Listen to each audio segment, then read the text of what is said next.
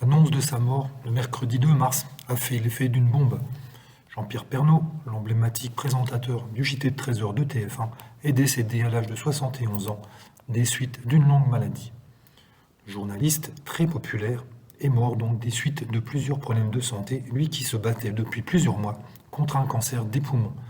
Ce mercredi 9 mars se déroulait, en la basilique Sainte-Clotilde à Paris, une messe en son hommage. Responsables politiques, personnalités du petit écran, mais aussi de fidèles téléspectateurs étaient présents pour ce dernier adieu. Toujours emmené par Jacques Legros, le JT de 13h de TF1 consacrait une large partie de son édition à celui qui a fait les belles heures du 13h pendant pratiquement 33 ans. C'est sous les applaudissements que le cercueil de Jean-Pierre est sorti de la basilique Sainte-Clotilde. Des applaudissements nourris qui ont retenti à l'intérieur de l'église et qui se sont poursuivis à l'extérieur. Et alors que le cercueil était installé dans le corbillard, Nathalie Marquet n'a pas pu empêcher un geste très tendre. La veuve de Jean-Pierre a déposé un ultime baiser sur le cercueil de son défunt mari.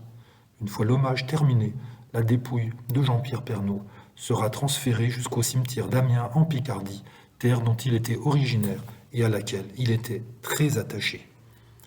Au son des plus beaux titres de Johnny Hallyday, de nombreuses personnes ont pris la parole lors de la messe, notamment ses 4 enfants, Tom, Lou, Julia et Olivier.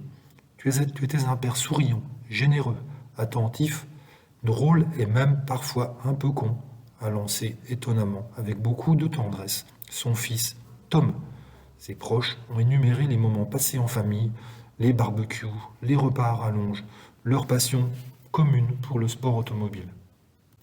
Un hommage touchant, une cérémonie touchante, à l'image de ce grand journaliste, à l'image de ce grand bonhomme, tout simple, très authentique, très sincère, qui nous a accompagnés pendant les 3 dernières décennies.